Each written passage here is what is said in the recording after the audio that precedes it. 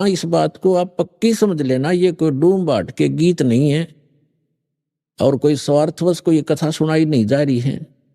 ये परमार्थ है और यथार्थ ज्ञान है, ये गॉड गिवन स्पिरिचुअल नॉलेज है। इस पर 100% विश्वास करना।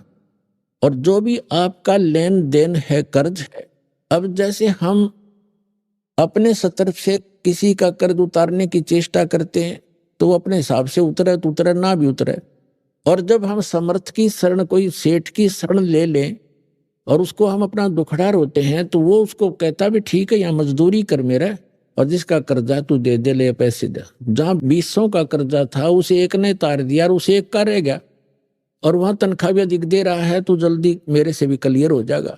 तो हम इस परमपिता की शरण माने के बाद आपका लेन देन जो भी है वो आपका शीघ्र सुलट जाएगा। अब जैसे आजकल पॉलिसी चल रही है, बहुत से राज्यों में सब्सिडी दे देते हैं 80%, 40-60%। जैसे लोन आपका कर्जा है 1 लाख रुपया, 60 हजार माफ कर दिए, 40 रह गया। और कुछ ऐसे भी अच्छे राजा होते हैं जो अपनी प्रजा का कर्जा ही माफ कर देते हैं कि आगे तुम ठीक चलियो और पिछला कर्जा माफ, तो हो गया ऋण मुक्त। तो इसी प्रकार ये समर्थ परमात्मा कबीर जी आपके पिछले जो लेन देन सबको माफ कर देगा। और आपके जो पुत्र पुत्री आए हैं, पिता बनकर आए हैं, पत्नी बनकर आए हैं, बेटा बेटी बनकर आए हैं, उनके संस्कारों के जो कर्जे हैं वो मालिक माफ करके कैंसिल कर देगा और उनको भी धनी करेगा भक्ति का, उनका भी पूरा अकाउंट कर देगा और आपको बहुत आसानी से छोड़ देगा। तो यहां परमात्मा कहते हैं एक लेवा एक देवा दूतम और कोई किसी का पिता नहीं पूतम, ये ऋण संबंध जुड़ा एक ठाठा, अंत में सब 12 बाटा।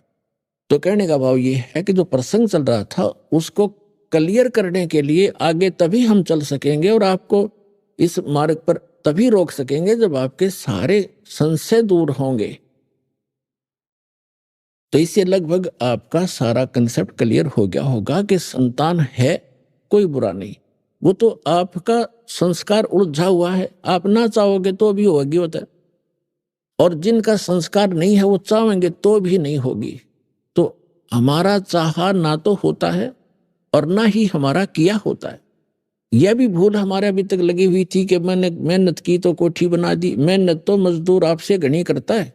जो एक सेठ है वो तो सारा दिन एक बैठा रहे दुकान पर, मजदूर सारा दिन मेहनत करता है और उसको 100 रुपये मुश्किल से मिलते हैं, 200 रुपये, और वो मनमाना 5,000 का 10,000 का रोजाना अकाउंट करता है। तो मेहनत भी चाहिए, लेकिन केवल मेहनत से बात नहीं बनेगी, परमात्मा साथ होगा तो मेहनत सफल होगी, थोड़े में घना लाभ होगा। जैसे आपको बताया है कि जैसे एक तो हाथ से आटा पीसते हैं चक्की से, और फिर पावर का कनेक्शन हो जा, वो चक्की लगा ली पावर वाली, ना तो हाथ लाना, एक बटन दबाना, कट्टा कट मिनटा पीस करे। तो वो पावर से जो काम होगा वो हाथ से मैनुअली थोड़ा होगा। इसलिए जब परमात्मा की पावर का कनेक्शन आपको मिल जाएगा तो आपके जो आम संस्कार हैं वो भी बहुत अच्छी तरह परमात्मा हल्के करके उनको आप ही वहन करेगा। परमात्मा की पावर से सब ठीक हो जाएंगे। तो इसलिए हमने वो पावर मिली नहीं थी। हम इन नकली जितने भी डुप्लीकेट पावर हाउस थे वो ऊपर से तक खूबसूरत ऐसा ही पूरा सारा कुछ सिस्टम दिखा था, लेकिन पीछे उनका कनेक्शन था नहीं। इसलिए जो उनसे पावर, उन नकली डुप्लीकेट पावर हाउसों से जिन्होंने लाइट ले रखी थी, कनेक्शन ले रखे थे, उनके घर पर पावर काम करे नहीं थी। तो ये जितने भी नकली पंथ हैं, संत हैं, ये सभी डुप्लीकेट हैं, इनके पास पीछे कनेक्शन नहीं है। उदाहरण के तौर पर जैसे ये राधा स्वामी पंथ आगरा से चला है, उसी से ब्यास में, उसी से धन धन सतगुरु सच्चा सौदा सिरसा में, उसी से जय गुरुदेव पंथ, उसी से जनोद के अंदर एक भिवानी वाला ताराचंद पंथ, उसी से ये ठाकुर जी महाराज, ये सारे उसी से चले हैं।